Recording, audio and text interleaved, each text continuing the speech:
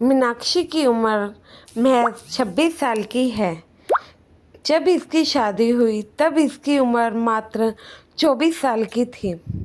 अब सास संगत जी, शादी के बाद अगर इसे पता होता कि इतने दुख इसे झेलने पड़ेंगे तो मानो मीनाक्षी शायद कभी शादी ही नहीं करती। उसने तो बड़े सपने लेके शादी की थी कि शादी के बाद ऐसा कुछ करूँगी या फिर अच्छे से अपने घर में रहूँगी, लेकिन ससुराल वालों ने तो उसकी पूरी हालत ही बदल कर रख दी। तो साथ संगत जी, वीडियो के अंत तक ज़रूर बने रहिएगा। संगत के अपने इस चैनल को आप लोगों ने सब्सक्राइब नहीं किया है तो ज़रूर करिएगा। तो साथ संगत जी, यह घटना पुणे में रहने वाली हमारी मीनाक्षी की है, जिसका मायका पूरा सत्संगी था। अब साथ संगत जी, जो लोग सत्संगी होते हैं कोशिश तो बहुत करते हैं अपने बच्चों के विवाह के लिए सत्संगी घर ही खोज पाएँ, लेकिन हालात कुछ ऐसे हो पाते हैं कि नहीं मिल पाता है। तो उन्हें जो फिर सद्गुरु को मंज़ूर होता है उन्हीं के साथ आगे बढ़ना पड़ता है। इनके घर वालों ने भी सत्संगी घर खोजने की कोशिश करी, लेकिन नहीं हो पाया। तो फिर एक गैर सत्संगी परिवार में शादी कर दी गई। मीनाक्षी जॉब करती थी और जो कि लड़का था वह भी जॉब करता था। अरेंज मैरिज भले ही हुई थी, लेकिन शुरू शुरू में मीनाक्षी और शिवम दोनों की ही खूब बनती थी। मीनाक्षी को संतुष्टि हो चुकी थी, शायद जिस घर में वह आई है वह काफ़ी अच्छा घर है, लेकिन उसे क्या पता था धीरे धीरे शिवम का रंग रूप बदलता ही जाएगा। बात ऐसी है कि मीनाक्षी के घर वालों ने मीनाक्षी की शादी में ज़्यादा दान दहेज नहीं दिया था, क्योंकि वह इतने पैसे वाले नहीं थे। सारा पैसा तो उन्होंने अपनी बेटी की पढ़ाई पर लगा के उसको पैरों पर खड़ा कर दिया था। अब उन्हें तसल्ली थी कि अगर शादी में दहेज नहीं दिया तो क्या हुआ, हमारी बेटी कमाऊ है, घर में जाएगी तो इनकम आएगी ही। यह सोचकर उन्होंने ससुराल वालों को बताया मीनाक्षी के, तो ससुराल वाले तब तो कुछ नहीं बोले, लेकिन धीरे धीरे जैसे जैसे वक्त बीतता गया मीनाक्षी ने शादी के बाद जॉब भी शुरू कर दी। जॉब से थोड़े पैसे आते, पहले तो मीनाक्षी रखती, लेकिन अब दहेज के ताने दे दे के घर वालों ने वह पैसे घर के कामों में खर्चों में लगाने शुरू कर दिए। शिवम ने बाइक ली तो शिवम की बाइक की ईएमआई भी मीनाक्षी के पैसों से दी जाती थी, क्योंकि उसके पापा ने शादी में कुछ जो नहीं दिया था। ऐसे ही धीरे धीरे 1 साल करके शिवम ने फिर कार भी ले ली, जिससे कि मीनाक्षी की पूरी सैलरी कार की ईएमआई में जाने लगी। अब मीनाक्षी पेट से थी तो इसको लगा कि घर वाले शायद तानों में थोड़ी सी कमी छोड़ेंगे और उसका ध्यान रखेंगे। मीनाक्षी ने 7वें महीने में जॉब छोड़ दी थी। तो जब से वह अपने हस्बैंड और ससुराल वालों पे डिपेंडेंट हुई तो मानो कि उसके तो जीवन ही खराब हो गया। उन्होंने उसे इतना दुख देना शुरू किया, खाना कम ताने ज़्यादा देते थे, जिससे कि वे दिन रात बस बाबा जी के आगे रोती थी, हे सतगुरु तुमने कहाँ मुझे फंसा दिया। क्योंकि अब वे सत्संगी घर वाले नहीं थे तो इनको गुरु को मानने भी नहीं देते थे, पर मीनाक्षी को ऐसा कुछ भी नहीं लगता था। वह अपने मन में बाबा जी को मानती ही थी, और वह घर वालों को इसलिए नहीं बताती थी, जानती थी कि पिता वैसे ही आर्थिक स्थिति से कमज़ोर है, उन्हें बताकर उनकी क्या और कमर मैं तोड़ूं। यह चीज़ मीनाक्षी के मन में घूमती रहती थी।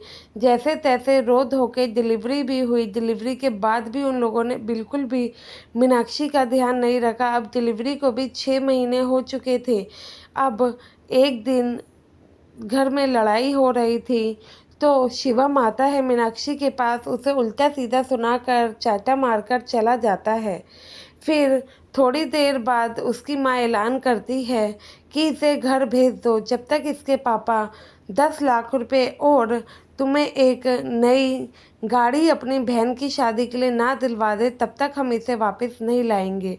मीनाक्षी को इस चीज़ का बिल्कुल गम नहीं था कि वह घर जा रही है, पर दुख तो तब हुआ जब ससुराल वालों ने उसके लड़के शिवांश को अपने पास रख लिया और कहा कि शिवांश से मिलना है तो 10 लाख रुपए और दहेज देना पड़ेगा, वरना जाओ तुम अपने घर में रहो। उन्होंने टैक्सी बुलवाई, सीधा उनके घर का एड्रेस अपडेट हुआ। और वह घर पहुंच गई। घर पहुंची तो मायके वालों ने देखा कि लड़की अकेली आई है। सब चीज़ें मीनाक्षी ने बताई। उसके पापा भी गुस्सा हुए। कोर्ट कचहरी का केस चालू किया गया। अब कोर्ट कचहरी का केस चालू किया गया। लड़की तो पढ़ी लिखी थी। थोड़े ही टाइम में घर वालों ने उसे दोबारा स्टेबल कर दिया। सत्संग ले जाते थे ताकि उसका मन थोड़ा शांत हो, चीज़ों को भूल सके। अब पूरे दिन खाली रहती थी तो वही चीज़ें याद करती थी, तो इसलिए पुराने जॉब पे दोबारा लग गई। अब उस लड़की को तो दिक्कत नहीं थी क्योंकि वह पुराने जॉब पे लग गई तो इनकम जो आती थी तो वह अब सेविंग करती चली गई। धीरे धीरे अपने दुख से भी उभर गई। 2 से 3 साल बाद उसकी सास उसके घर आती है और रोकर उस लड़की के पैरों में गिर जाती है। दरअसल हुआ यूं, मीनाक्षी के पति शिवम को एक कार एक्सीडेंट में काफ़ी बड़ा झटका लगा, जिसकी वजह से वह पैरालाइज हॉस्पिटल में पड़ा हुआ था। और जो इनका बेटा शिवांश था वह बस मम्मी से मिलने की ही जिद करता था, जो कि ससुराल वालों के बस में नहीं था। अब ससुराल वाले भी कब तक फ्री में बच्चे और बेटे को पालते, क्योंकि बेटा तो पैरालाइज हो गया था, इनकम आने का कोई सोर्स नहीं था। तो फ्री में आज के समय में साथ संगत जी कौन ही खिलाता है। सब रिश्ते नाते, सब पेट के भी रिश्ते हो, सगे रिश्ते हो, सब बेकार हो जाते हैं लोगों जब पैसों की बात आती है। लोगों को पैसे से बढ़कर इस दुनिया में कोई रिश्ते नाते नहीं दिखते हैं। कोई बहन माँ बाप, कोई सगा भाई, कोई सगा बेटा नहीं होता है आज की दुनिया में। बस लोगों को चाहिए पैसा। अगर आप घर में अगर ना हो तो आप कभी घर में अपना आजमा के देख लीजिएगा, वहाँ पे भी पॉलिटिक्स खेली जाती है। जो सबसे ज़्यादा पैसे देता होगा उसके साथ अलग व्यवहार, और जो सबसे कम देता होगा उसके साथ अलग ही ट्रीटमेंट दिया जाता है। जैसे कि बाहर लोगों को पैसों के हिसाब से तोलते हैं, वैसे ही घर में तोलते हैं। ऐसे ही कुछ इसकी सास इनके पास आई, पैरों में गिरी। मीनाक्षी तो ठहरी सत्संगी, तो वह उसका मन तो मिनट में ही पिघल गया। जब हॉस्पिटल गई अपने बेटे से मिलती है, पति से मिलती है, पति भी माफ़ी मांगता है, पर मीनाक्षी कहती है कि देखो, मैं तुम्हारे साथ दोबारा तो नहीं रह सकती, लेकिन मैं अपना बेटा ले जाना चाहती हूँ। बेटे को अपने घर लेके आई, बेटा साथ में रहने लगा।